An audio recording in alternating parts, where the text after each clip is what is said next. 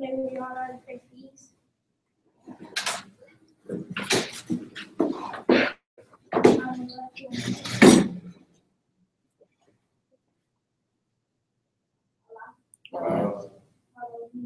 Father of the universe, Father of love, truth, peace, freedom, and justice.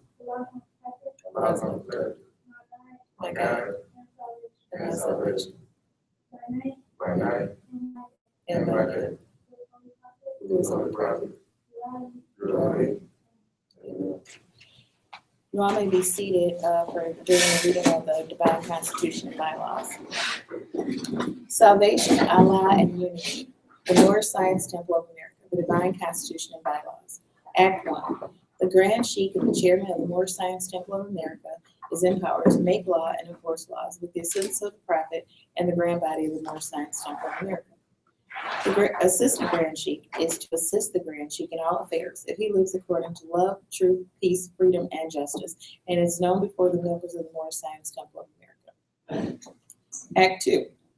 All meetings are to be open and closed promptly according to the Circle 7 and love, truth, peace, freedom, and justice.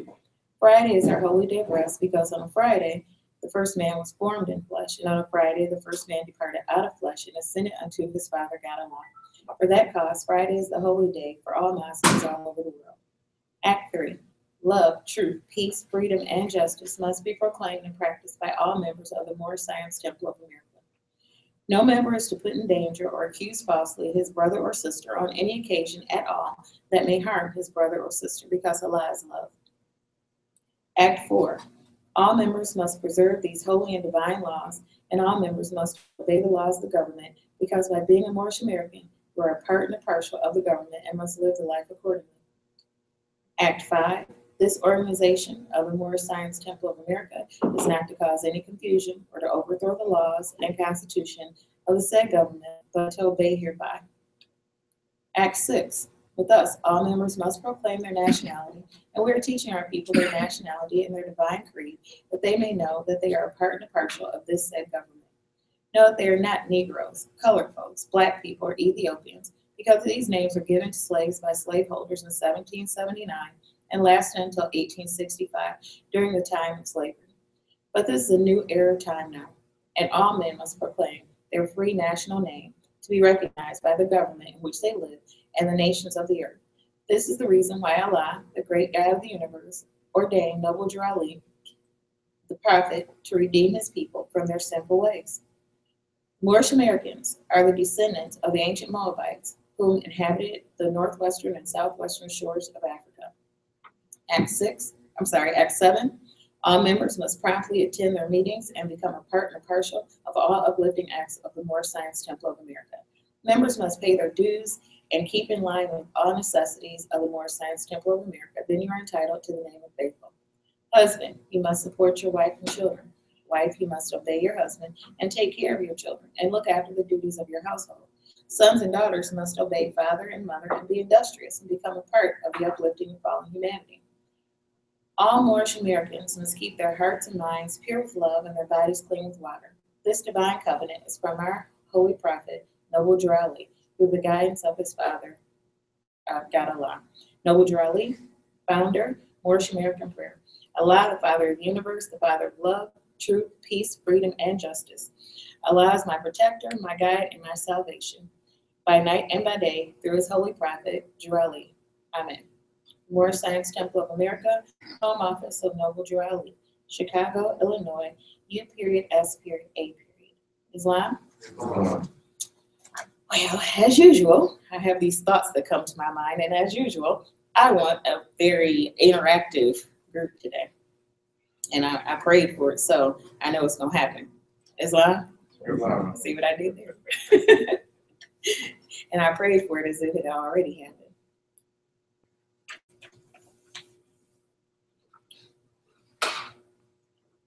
First, I'm going to give praise to Father God Allah for creating us, creating this, bring us to this, creating the prophet to bring us a message that we all need. Giving honor to the prophet and to the first Supreme Grand Sheikh, all the way down through the lineage to the current Supreme Grand Sheikh, and Honors to all of you for being here today, and you who are listening and you who might listen later, because we're all connected and love is everything. Islam? Islam. Well, usually when I start, I read something from the prophet, and I'm going to read the warning that's to be proclaimed at every meeting. But then there's some other things that came to my mind earlier this week. Things always pop in my mind. In the middle of the night, I'll feel free to share those thoughts with you in the middle of the night as well. So you never know if you anywhere that I am on Facebook, wherever that might be, a text message might come popping up to you at any time. And then it's just kind of there and you're stuck with the thought for the rest of the week. But I kind of like that. I think that a lot of times for me, that's the way that I can share things with people, and hopefully people get things out of it that they don't just have for that minute, but they have later too. Thoughts? Oh, come on now. We got to do better. I already claimed it. I already claimed we was going to see. They can't see y'all laughing and smiling. I need some words so that we can hear it. Islam? I don't know what you said.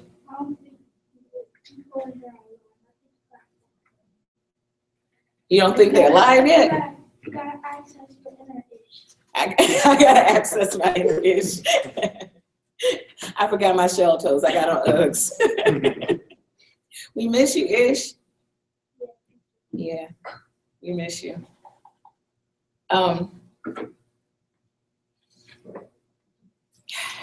Access my inner ish. I'm just gonna access my inner energy and let it flow.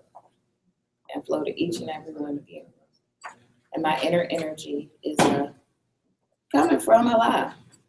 Earlier this week, I posed a question, and the question it was very interesting to me. It was interesting, the answers, and that's going to be the question that's going to kind of guide what we talk about today, and who knows where that's all going to go once I put the question out there. And questions desire answers. So you put the question out there, and no answer is ever a wrong answer. So the prophet said in his literature, the prophet warns all Muslims, I hereby inform all members that they must end all radical speeches while at work, in their homes, or on the streets. We are for peace and not destruction. Stop flashing your cards at Europeans. It causes confusion. Remember, your card is for your salvation. Failure to obey these orders will be of severe consequence. For we are for love, truth, peace, freedom, and justice. And when these principles are violated, justice must take its course. Any member or group of members who hold malicious feelings towards the temple or the prophet, or violate the divine covenant of the Moorish movement, will receive their reward from Allah for their unjust deeds. All true Moors must obey the laws laid down to them by their prophet. If they lose confidence in their prophet, they should turn in their card and button, cease wearing their turban and fez, and return to the state where I, the prophet, found you. This is a holy and divine movement founded by the prophet Noble Jurali, and if the prophet is not right, the temple is not right. The prophet, therefore, is sending out a divine plea to all Moorish Americans that they do their part in protecting their prophet and their temple. This is an everlasting movement founded by the prophet through the will of Allah to redeem his people from their sinful ways. Now, we read this at just about every one of these meetings. And one question for you is, does the meaning of some of the sentences change when you hear it another time? That really was a question, like looking for some answers. Like, I'm gonna start calling people by name. Why every time I get up here, I gotta call people by name? Islam. No. What about you, brother? You knew it was coming. The question is, we read this warning from the prophet about how we should conduct ourselves. And each time, my question is, so when you hear it, although you've heard it before, is there a different sentence that sticks out? Do you get something different out of it when you hear it? Like, for example, remember your card is for your salvation. when you heard that the first time, is the meaning of that sentence different the second time around or 20th time around to you as an individual? Because I know for me it is. Or I actually not thought about it. I think it's changed. Because once the first time you hear it, or first few times you hear it, not that it doesn't mean as much, you just don't understand it quite as well. And then after coming to some of the meetings and being a part of the situation, then you see things differently, and you might possibly understand things differently. Some more clarity. Yeah. Right. I can agree, because that particular sentence, which wasn't even the one I was looking at in the first place, kind of jumped out at me like, say this one. Because when I first came or first heard about, the card is for your salvation, and having grown up in a church and then being spiritual, and you don't think about that there is an earthly salvation and a divine salvation, and what your salvation actually means, and that we have this divine covenant with God that we are going to do what we're supposed to do and be who we're supposed to be here on earth in order to have salvation here, which we also then gain divine salvation. But the first time I heard it, it was just like, okay, well, that's the same as everything else. Or and Ish, I believe it was him, kind of talked about this part last week about it was Junius, flashing your cards at the Europeans and thinking about what that actually means, because it confuses them. It's really hard sometimes for people. This really is going somewhere. It really is hard sometimes, I know for me, and I can speak for me. I hate to speak for someone else in terms of my interpretation of an action, but it's kind of hard for me sometimes to understand what things mean. When I first heard that, it was like, okay, so don't pick your card out, because if you're a card carrying member, you have a card. So don't pick your card out and flash it. And that was the original thought. But that's not my thought now. What do you think that means? Don't flash your cards. I'm not going to pick on you this time. Yet. I'm going to pick on you this time. Yeah. See, I'm sending energy because y'all know where I'm going. Pretty much what it means now is, it kind of reverts back to your earthly salvation. It's like, why brag about it, or something along those lines. Why brag about it? And sometimes I have to remember that just like we went to sleep, a whole lot of other people went to sleep too. So not only do some of my own people not know what I know, but some other people don't know what I know too. So to insist or to think that they do simply because of something that's superficial is wrong. And then that's not leading through love. But a lot of us do it every day. What do you say? And those are some of the things that we're working on. We talked about, again, the workshop of the mind, and that's so important. And I go back to that all the time, because all of these things that I have to use on a daily basis, all these deep breaths that I'm using to try to calm my negative thoughts down so I don't project them out into the atmosphere, so I don't give them to other people, so that they don't come back at me. The karmic debt that we have from past lives and things like that, I'm trying to correct those. And when we do things like this that are against what the prophet specifically gave us to correct ourselves, then we are, in essence, living in what would you say, a colonized state? It's a colonized state. Remember that, because I'm going somewhere here. I would like to say, I was put over by the state trooper, and clearly on the card it says it's a nationality card. So when I gave it to him and he handed me back, he said, "This is your Islam card." He didn't really know, what it was. So it's a lot of people that really don't know. And he asked me to kind of give him a breakdown as far as what a Moorish American was. Mm-hmm.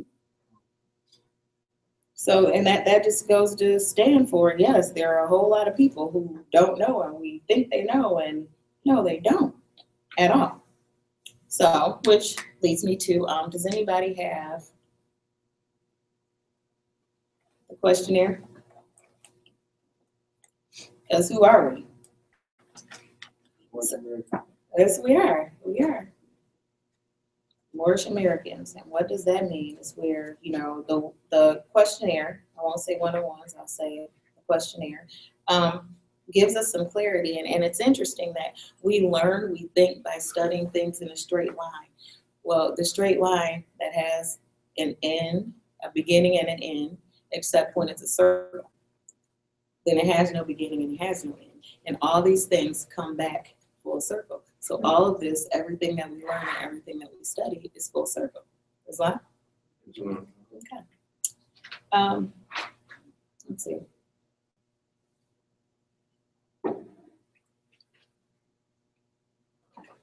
You look at number 47, and I'll read and recite back for me. What is truth? We only got one person.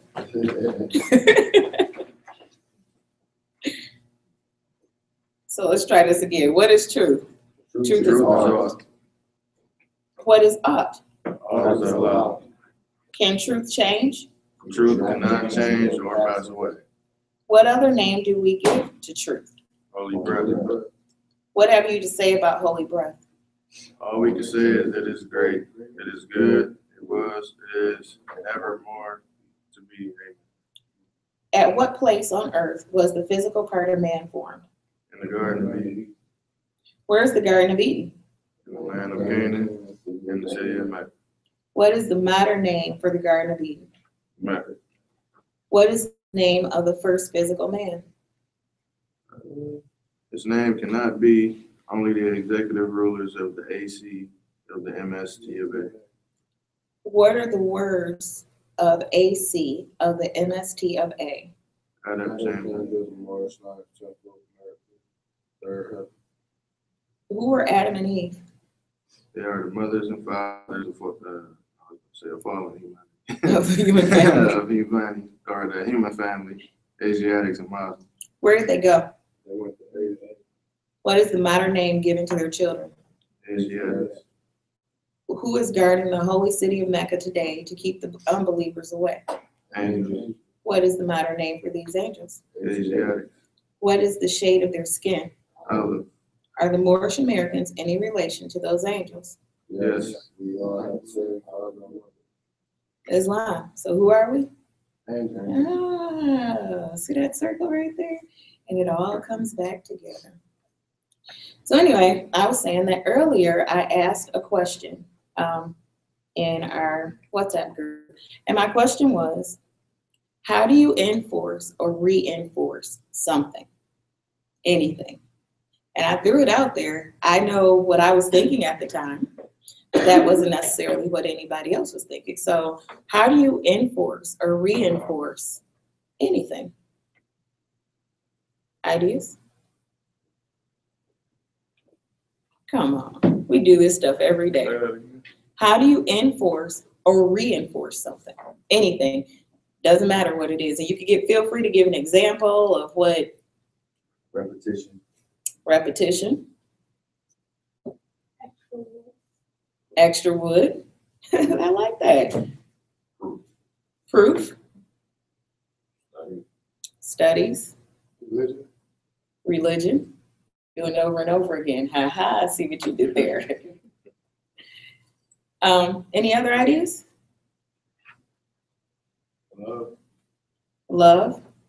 So here's another question. Does it matter what you're trying to reinforce? Like, does your answer change based on what you're trying to enforce or reinforce? Because the young brother right here said extra wood. So when he said it, he saw possibly a building. So he's reinforcing, or a table or a chair or whatever. And it sounded like some of the other things that we were talking about might be ideologies. You reinforce or enforce an ideology by studying it or something like that. You change the flow of things by leading through love. So do you feel that the answer changes based on what you're thinking about? Yes. Because y'all know I was just going to repeat it again. Huh? Yeah, I was. Catching up. Hey, catching up, that's good, because it's what I do. Yeah. And each one, when I asked the question, had an idea about what I was talking about.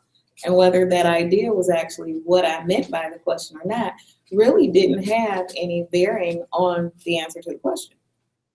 Agree? Because that same wood that he might have been using to reinforce a table or something is that piece of wood that knowledge could be, you know, that it could be the same thing, only a different form of it to reinforce whatever it is that you're trying to learn. Islam? So when I put this out there into the audience that happened to be tuning in that day, and I was straining real hard to see how many people I could get to tune in that day, is what I do often. I got answers. I got answers from some of the sheiks, and the answers were along the exact same lines. But it would be as the ones in here. Like I got Brother Nurdine Bey said with truth. He said, if I'm building a structure and I use faulty or flawed methods, the structure will fail at some point. The same structure can be salvaged and made better if I acquire sound and true methods. And that same thing could be a physical structure, or it could be a non-physical structure. Brother Dandridell said, by applying resolution, to first identify the areas of potential weakness, which will or may fail, and then identifying the areas of strength, which can be relied upon, and then applying the truth. So the truth and applying resolution, because those should be one and the same. So you know what the truth is, and what do you do about or with the truth will be the resolution. Islam?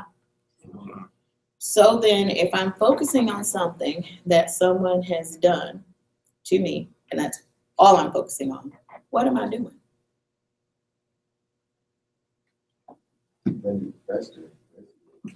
So, holding a grudge. If I focus on, and I am like one of the controversial people, because that's what I do too. So if I focus on slavery and what has been done to me all the time, what am I doing to my mind? Closing it off. Putting my mind back into slavery. Reinforcing it. And so although, as Brother Blackshear Bay said, don't forget things, we can't live there. The time is over for us to be living in these colonized states of mind. Of course, if you don't agree with that and you want to stay there and don't want to do what has been given to us by the prophet and the instructions that the prophet shared, what did he say to do? Turn it back in, cease wearing your turban and fez, and go back to the state where the prophet found you. Islam? So we don't need to do a lot of the things that we tend to do. They're unnecessary, completely unnecessary. You walk into a room and be who you are. And if being who you are, your light, that beacon is just there, it's just gonna be there. You don't have to fight about it. But and I think, all I think about when I get ready to say the fight, I always think about the color purple. All my life I had to fight. We don't have to fight. We do it when we want to. And we can control that by just being. Islam? Thoughts? I know somebody gotta have some thoughts about that, because that's not even easy. I know someone does. Islam? It's not thoughts, if not thoughts, the answers. Okay, some answers. It's a little heavy to digest, to think about how often we colonize our own minds, thinking about the colonization that somebody else put there over and over and over again. Is that kind of difficult to digest? Because we don't realize we do it. Islam? I would say it's not difficult, but like there's moments when you can go back to that state of mind because you've been like raised that way or something. But then I think it's like fix it though. Islam, it definitely fixable. It's he said he doesn't think it's difficult sometimes. I mean, especially if you're in it or it's a bad situation. And the bad situation happens to have people there that, and I'm going to use the term administrative people, because in that sense, we all have our own ideas about what that means, what that looks like. Someone telling you that you have to do something. And then it puts you right back in that colonized state of mind, where a lot of different meditations, deep breaths, don't speak before you've had time to take a deep breath and think about it. And think about the fact that sometimes people have no clue about the things that you know, and they're reacting to something, and then you're reacting to something, and then it gets all tumbled up, and then we're back in that colonized state of mind that we just put ourselves in. Islam? I think like this all the time, even when I put myself in that colonized state of mind. Because then I'm like, well, why am I worried about this? Why am I being concerned about this? This really isn't that big of a deal. Have you ever had something that seemed like it was a giant, great big deal, and ultimately it really wasn't that big of a deal? Islam. It's not.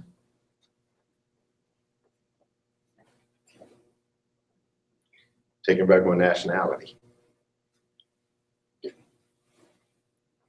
It was hard. It was hard It was hard to let go. to let go of what? That colonized state of mind. Very hard. So it was hard to realize who you were. Is that what you're saying? Yes, because you were programmed and it was lied to so much, or, you know, being that your mother, grandmother, great grandparent down the line were tricked. And then it's passed on to you. So and all of a sudden, you know, well, we hear it every day, the N word, or, you know, black people need to get up, and us as black people, you know, that fictional character, that straw man. And it was like very hard to let go. You know, and this was as I was a kid, as I got older and realized that's what was it. You know, so that's pretty much it. I ain't gonna take up your time. Was it, no, I like this dialogue we're discussing. See, some more energy in the room. Was it hard in the sense that just because it was hard for you to accept it, or was it hard because you then tried to force other people to accept it, and then they didn't, and they rebelled against it? Did you feel like it was maybe an attack on you? That was a two-way street.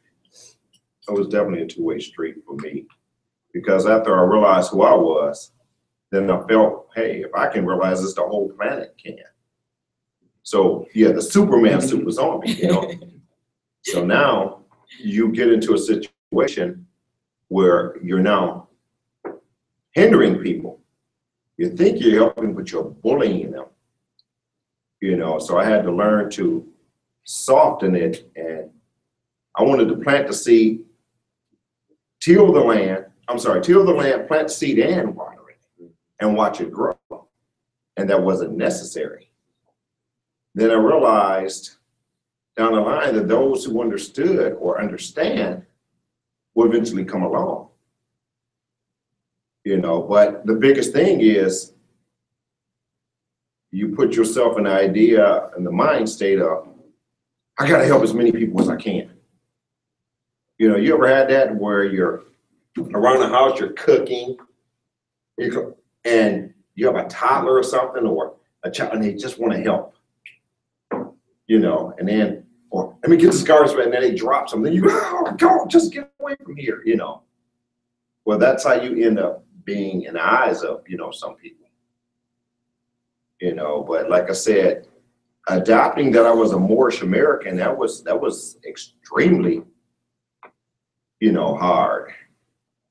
You know, because I knew that, hey, I'm not black, I'm not colored, I'm not Negro, but what am I?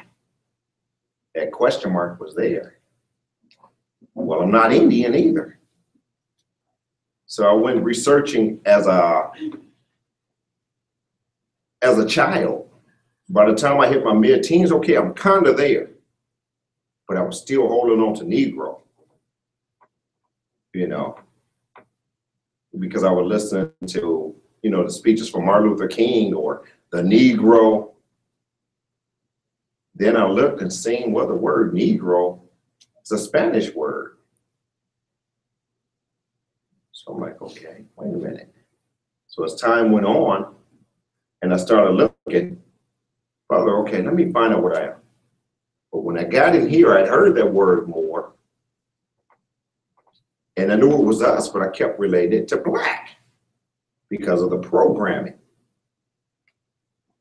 So when I got to the Moore Science Temple here 3 years ago, and I had read about noble duality, but a lot of people tell you they study about it. No, you're not studying. You get into the literature, it's there. You don't have to study it, it's there. It's to always be with you. So once I got into that and started looking, oh,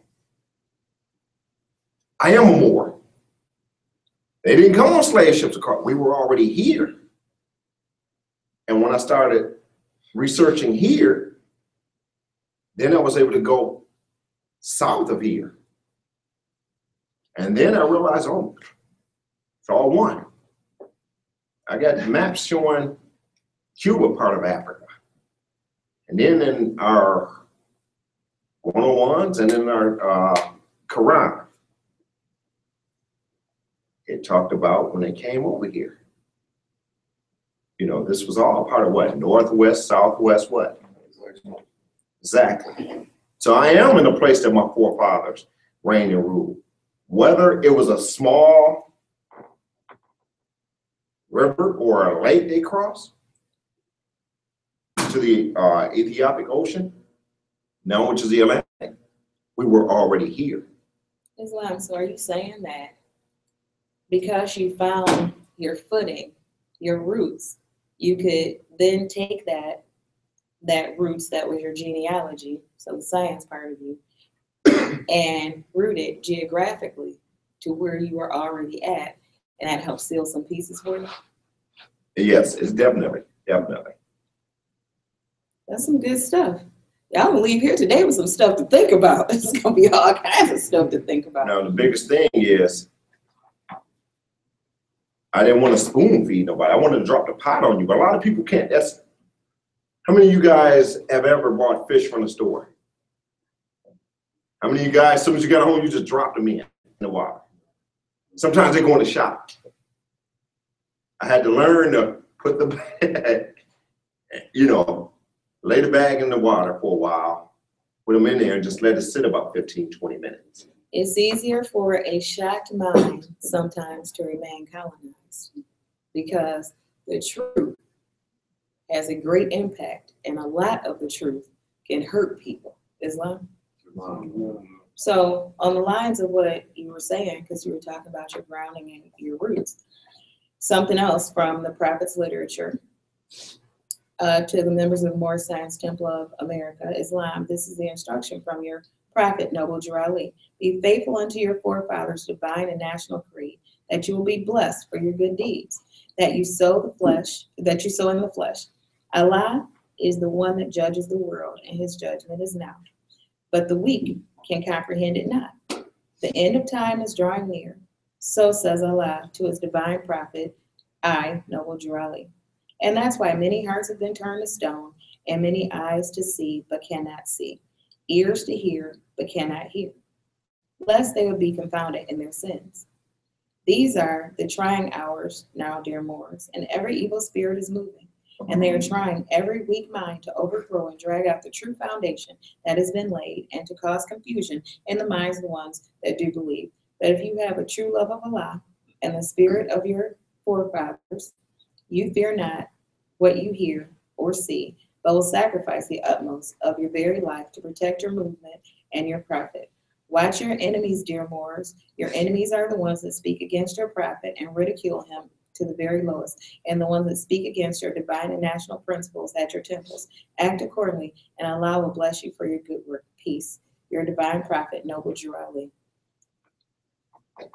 Again, stuff from 100 years ago.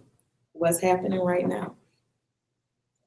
Cease flashing because it causes confusion. And then we get really mad and cause more confusion. And then we get really mad and not just colonize our minds, we compartmentalize our minds. Islam. the thing that jumps out is when he says, "end all agitating radical speeches." Does that mean you have to be on a podium? You know, How many can honestly say that most likely, as you look back and think about what that means, that probably sometime within the last 3 to 6 months, you've engaged in some form of a radical speech as you were trying to explain something to somebody with a lot of passion and compassion? This room quiet, but they nodding their head, y'all. I did that a long time ago. Like, people know about something, they just don't know what it is. So they, kind of, a lot of people take a lot of different paths to get away from what they might have been taught. So, a lot of people come to me with curiosity, but, early on, when I first started, learning who I was, trying to educate, and, I was fortunate though, because it was like 2 people grabbed on, that was all I needed, so it was cool. But, yeah, I got to, some people try to like, oh, yeah, this guy come with that talk, you know what I mean? You go this way, so. So similar experiences. But the 2 that did take time to listen, it was worth it. All the ones that turned their back and walked away, the 2 that stuck around and listened to what I had to say, it was worth it. Yeah, I just don't do that. Which I was going to say, but the curiosity comes when people see you not act like that. It's Right. What is he doing? Why is he so calm? Didn't he just see this happen? Wasn't he watching the same movie? Why is he so calm? Because I'm rattled right now. Brother, what you doing that I'm not doing? Islam. A lot of things is like the prophet said. You have to wake people up slowly. Wake everybody up at the same time, you might have a problem. Understood why he said that, but the most beautiful thing about my national creed, my descent and all that, and my nationality would be the fact that there's a story that I will never, ever stop telling people. The fact that when I walk through the airport, the way I'm treated, that right there, a lot of denationalized Moors, they'll say, hey, well, we descendants of kings and queens. Well, I don't know too many kings and queens are still in bondage, under an enslaved mind. So when you take your nationality, your birthrights, when you claim your birthrights back, trust me, the whole world is looking. And from that point on, you may be able to conduct yourself out here on a business wise or just on a personal wise. Since I've claimed my birthrights, I know people all over the continent now, the globe. It's very interesting to me to walk and see a guy that's from Sudanese or somebody from the original land of Canaan come up and start talking to you. And then you're with somebody they're more, but they're not on your level. And that person says nothing to them. This is mind blowing. Hardest thing in the world is to convince somebody with amnesia who they are. What is that? My 31st dates are 40 every day. They wake up with the same paper, look at it every day. Islam, but do we need to convince anybody of anything? Pertaining, of their nationality. Do you need to convince, does anybody need to convince another person of anything? No, you shouldn't have to, but some people you have to lead them on. Do you need to convince someone? Planting a seed is different than convincing. Islam, I agree with you, brother. There's no need because the prophet gave us everything. You plant the seed, your convincing would happen naturally if you are living. If you're not just talking the talk, you are walking the walk, and people see what you're doing and how you change, then that's where that interest comes from. So we don't need to necessarily convince. Islam, not to say convince, but yeah, some people you have to convince them. Some people you have to bring the literature and let them see. But There ain't that's so much. not convincing. Oh, I didn't have people say, convince me and now, okay, here's this.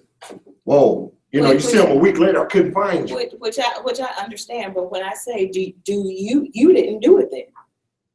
No, The question was. no, it's not about me convincing y'all. Does anybody out there need to, do I need to convince?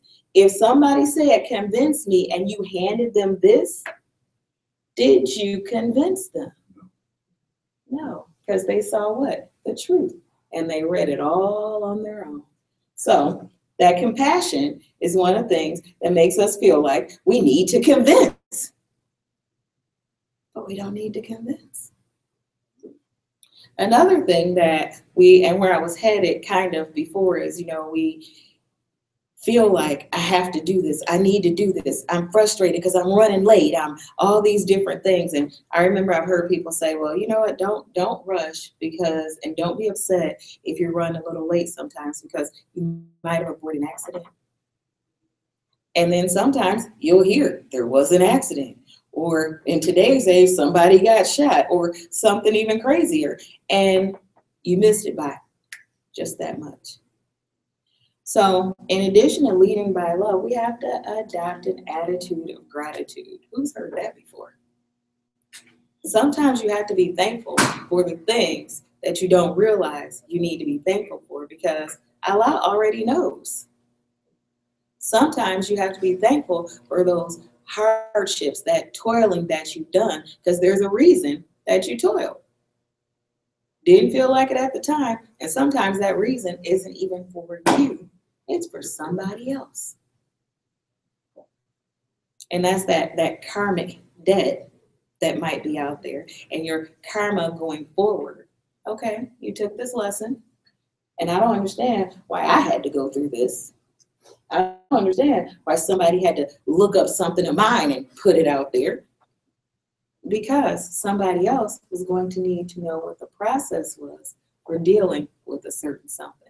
So everything we go through for a divine purpose. Now, that being said, it could be that there's that fork in the road and we chose the more difficult one. Well, we chose the more difficult one, so free will allowed us to do that. And then what we go through so that we can learn that lesson and take it back to some other place. Islam. Papa tired, upset. What is going on? And that is a very true story. And I didn't want to go get the tire fixed. I was so mad at my husband that day I had to go get that tire fixed. I got in there and there was somebody who I hadn't seen in a very long time. And she needed somebody to talk to. That was for her. That wasn't for me. And then I was just like, okay, it's a done deal. I'm good. Yes, ma'am. Then I called him and said, what do you want for dinner? I'm going to stop and pick up something. Because all of a sudden what seemed horrible wasn't so horrible. So there was gratitude that we have to adopt even in that. Islam. The moral of the story is don't let your lower self-control. That's always the moral of the story. Driving the vehicle or anything. That's always the moral of the say. story. So I have a reading from chapter 33. It's on page 41, chapter 33. And it's holy instructions from the prophet, gratitude. As the branches of a tree return their sap to root, from whence it arose, as a river poureth its streams to the sea, whence the spring was supplied. So the heart of a grateful man delighteth in returning a benefit received. He acknowledged his obligation with cheerfulness. He looketh on his benefactor with love and esteem.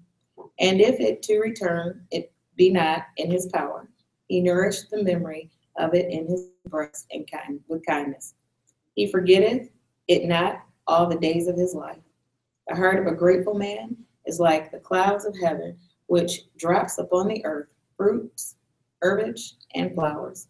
But the heart of the ungrateful is like a desert of sand, which swalloweth with greediness the showers that fall, and burieth them in its bosom, and produceth nothing.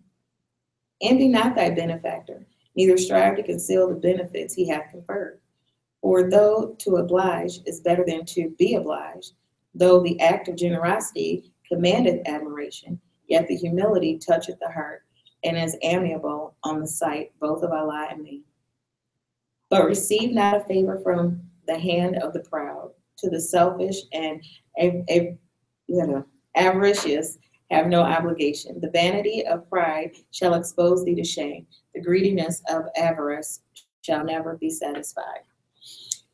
I went ahead and read all the way through that, but I want you to keep it open because I want you to look at it and I want you to tell me some things that came out to you. What is kind of hard. Some of this stuff is kind of hard that we being told to do. Would you agree? What do you think you're being told to do here? Be obedient. Be obedient. What else? Listen. Be cautious. Be cautious. Be grateful. Be grateful. Be humble. Be humble. Be careful. Not envy. Don't envy. Don't envy someone who has something that you think you should have, and think about why you think you should have it. Do you think you should have it? People used to say, you want to be like the Joneses. So is the reason that you envy it because of what class or status you placed on it in your mind, based on perhaps things that you grew up thinking, and then you go back there again. I was trying not to bring up the 26s, but they always tend to come up because you want this stuff, because this stuff shows you arrived, right? Islam, just lower self-activity again. So lower self breeds all those things, the slander, the gossip, the Islam. The 26. Islam is a joke. I can't believe there's somebody new Ish. that I never heard this. Okay, so, like as in 26-inch rims. Oh, okay. And it is. It's a joke. It's an ongoing joke. I've never owned 26s in my life, nor have I ever wanted them. But it's an ongoing joke. It might be that person. It might be their Jordans. It might be whatever it is. That's that thing. One more question. What is average? Look it up. Come on, somebody. Yeah, somebody here pull that up. I'm not gonna. He was like, I would have looked it I'm up. not gonna talk. I'm not gonna. Somebody pull that up, please. Can you excuse me? Nope. Sheikess, what do you? Yeah. Lower self-drink. It's not. Yes, it is. Islam, young gray hair. It's because he wants it. Me and her father was in the car. I gave her some Okay, money. Islam. Oh, Islam. Oh, I thought you had looked the word up. Yeah, miserably stingy. Yes. Miserably. Yeah, you not just stingy. That's a whole You different level. miserable. What's the etymology? What's the rest of it? Give us just a little bit more. Says, greedy, what is this, convacious? Mm-hmm. Yeah, going to the etymology of it. Miserably stingy. Greedy. What is selfishness in there? No. No. What else is there? Do you know that a miserably stingy person is okay with being miserable?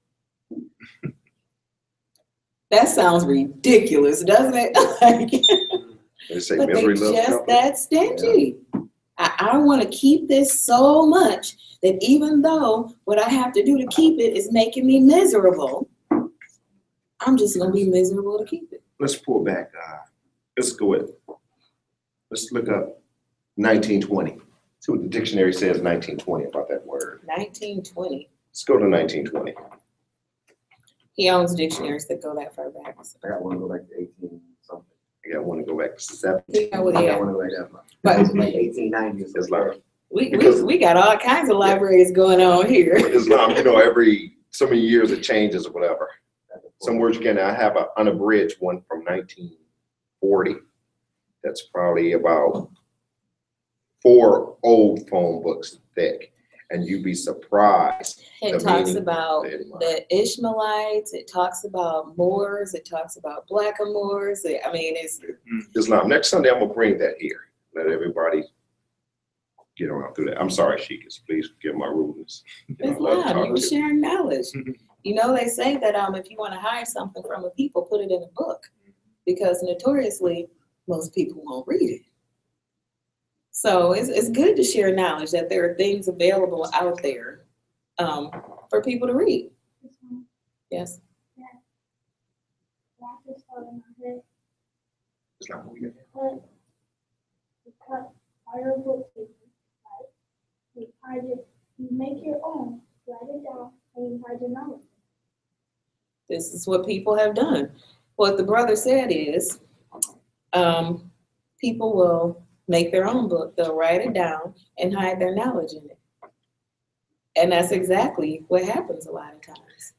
They write it down and they put it away and nobody else looks at it. There's been times where people might have an estate sale because somebody passed away. And they kept, for example, journals. A lot of people journal. A lot of women especially journal. Nobody reads the journals. It could be some of the most fascinating things in those journals because the person wrote it for themselves, but to grow other people. And then what happens? We just get rid of them. Islam. So, The most fascinating thing is, as well as that, is just getting a book with symbolism and what the symbols mean. I was given a wonderful one for my birthday. And it's wonderful, you know, once you understand symbols, because it's don't pair up with those words, you know, and throughout civilizations, that's how we got down in contact and talked with each other. You know, I have like some books at home and going to bring them in where there's a woman, the body's a triangle, her arms is up like a field goal post, and then the head is round, then it's 3 stars over her head. I'm gonna bring all those in, y'all can take a look at that. And I guess that's why Allah has blessed me with being a historian. You know, because I was able to, like I said. Islam, do you know what that means, what that symbol means? Which one? The one that you just described. Yeah, I know what it is. Are you gonna tell us? No, I'm gonna bring it in. I want them to. But everybody won't, you're live right now. It's all about what? Share the knowledge. No, that would be next segment. We'll get to that. We were at selfishness and breed of lower self. Want some knowledge? Can't get it. You see that? Because if I actually knew, I would share it. That's what you know. Obviously, you know what it is. I don't know. I have no clue. But I will by next week. I might even do a special little link just so I could tell you. It's all about mama let and the their secret ability. out. It's all about mother and their ability to govern. I'm gonna let the secret out. Islam, what are some other thoughts about gratitude and about being thankful for things that we don't actually realize we should be thankful for, and how difficult that can be sometimes? In a way, I say to some people, as far as being grateful to simple things, it can be looked at as a form of settlement for less. Islam, that's a big one right there. For some people, if it's you're being grateful for a simple thing, it could be a form of settling for less. I had a question come to me. I pointed out that someone wanted certain things. Okay, you want the house, you want the this, you want the that. And the person asked me, well, am I wrong for wanting that? And I said, not for wanting it in and of itself, but the reason that a person might want them might be where the wrong occurs, because the wrong is in the intent as well. I do a lot of thinking. Come on, somebody got something else? I say you gotta be grateful in order to receive your blessing. You know, you gotta be grateful for what you have in order to, do something that you may want or you may need. So be grateful in order to receive your blessings, or be grateful for the sake of being grateful. You will be blessed. Words are something tricky, aren't they? But it's good. It feels good when people talk to me and I can actually get what they're saying out of their words. Sometimes I ask a lot of questions because I want to be sure I get the true intent of that person's words. And sometimes people don't want you to do that because they figure, that's exactly what I said. Didn't you get it the first time? But even those things. And I mean, I'm grateful for every time someone says something to me and I think I understand this but I really don't understand it. And I ask the questions to seek the knowledge, and that's what we all have to do.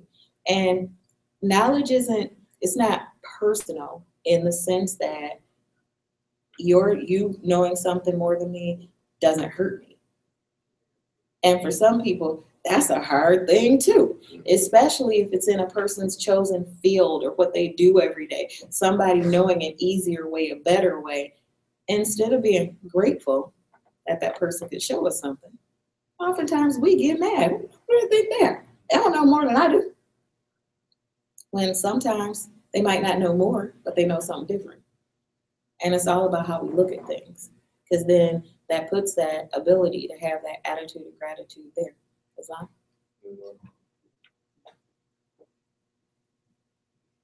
Y'all quiet.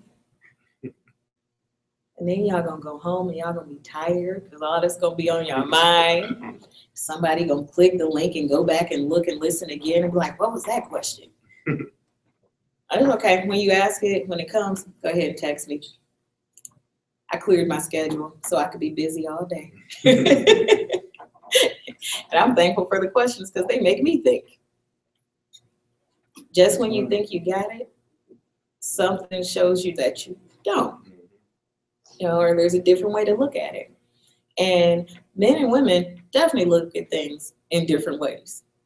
And people look at things differently depending on ages, their experiences, all kinds of things. So what comes out of this today, that thing that sticks out today, might not be that thing that sticks out next week, 2 weeks from now. You know? Anybody got anything else? We're almost at the end. No? Oh, yeah. We working these brothers that's speaking out. I want that one more. Okay. You know, when they experience adversity, you still got to be grateful because it always could have been worse. What you're going through. Islam. Definitely. So even then, there should be gratefulness there because it could have been worse. Something else could have happened. And at that moment, you have to take a deep breath and really think about that. But with practice, and that's the whole thing, doing something religiously, practicing gratitude over and over and over again, practicing the truth over and over and over again, releases a categorized mind. That was a nice little ending right there. Thank you, brother. Islam. There's got a question right here at this temple. I wanted to talk to you. And a couple people here told me open mouths do not get fed. Open mouths don't get fed. The young brother got it. I know the first person that told you that because he says it all the time. Okay, with that, I guess we can go ahead and close out.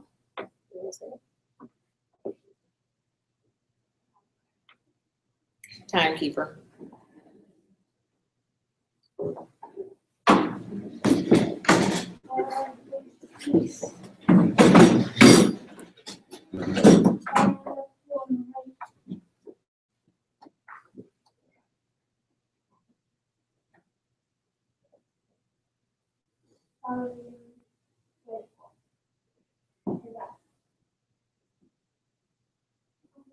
Allah, the Father of the universe. Allah, Father of the universe. Father of love, truth, peace, freedom, and justice. love, and my salvation. By night and by day. With no prophet. Through Amen. Please stay standing with your hands in the same position. Allah, bind our hearts and minds back to our ancient forefathers' divine creed and principles. This we ask in the holy name and the 7 Elohims. Amen. Islam.